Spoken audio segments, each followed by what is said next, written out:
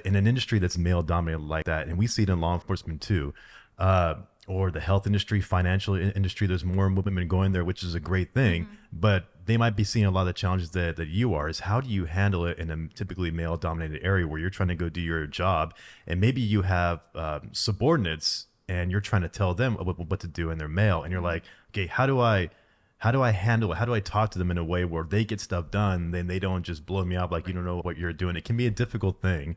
What have you learned with that as far as advice that you can give to other women in a similar thing who have to work demanding jobs and trying to balance that with also trying to deal with a male dominated area? Yeah, and we're definitely creating a space for women in this industry, and certainly the ratio is more men.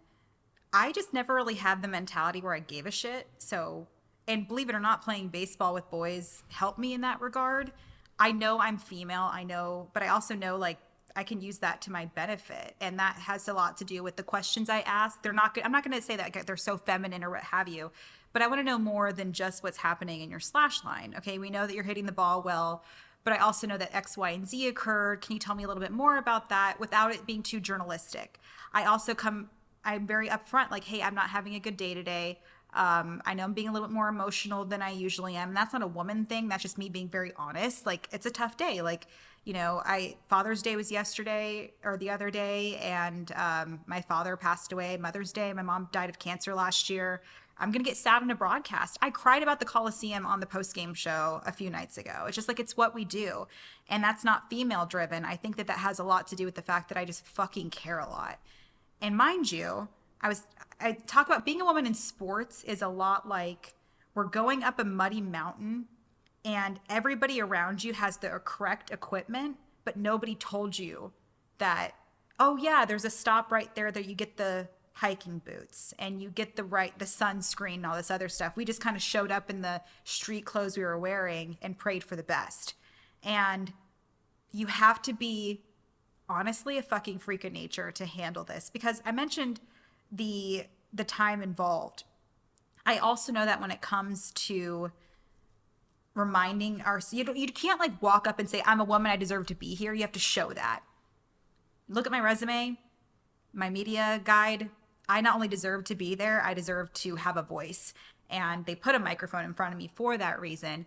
I have a really good way about myself of creating relationships with not just the players, but the people surrounding them.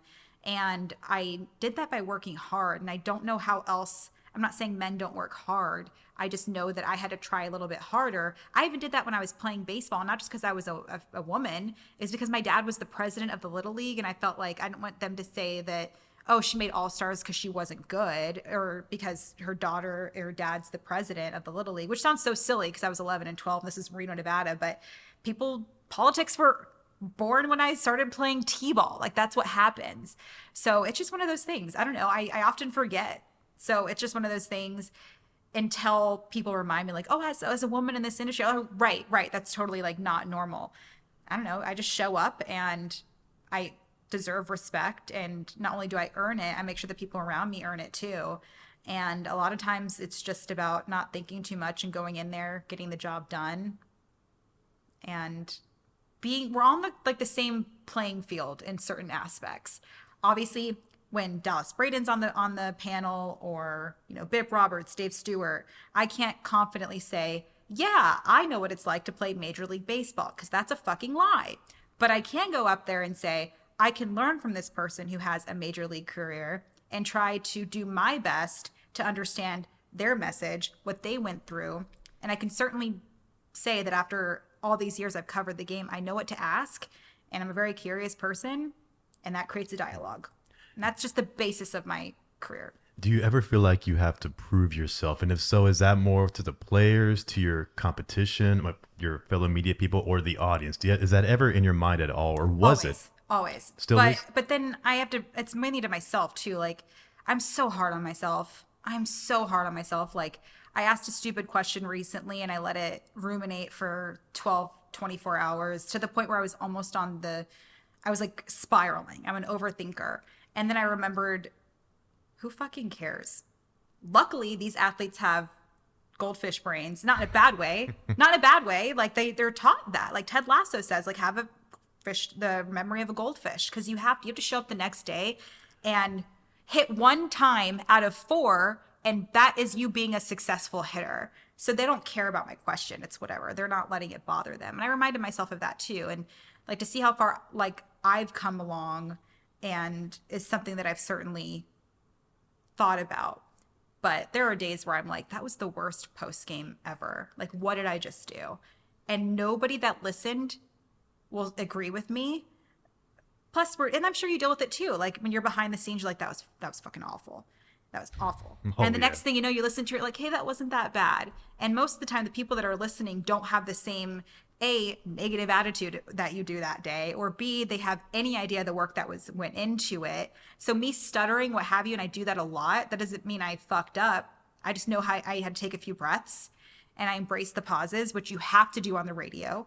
And so that saves me. So the pressure, for sure, fans terrify me. The competition terrifies me. The players don't really terrify me. I'm not really scared about them or the coaching staff or anything like that, but it's always myself. That's who I struggle with the most, because I know what I'm capable of, but I also know the capability I haven't even touched the surface yet. So I know that this is still a learning process, and learning is a verb. It's an action. We're constantly doing that. And I embrace failure a lot more, like, oh, I messed up.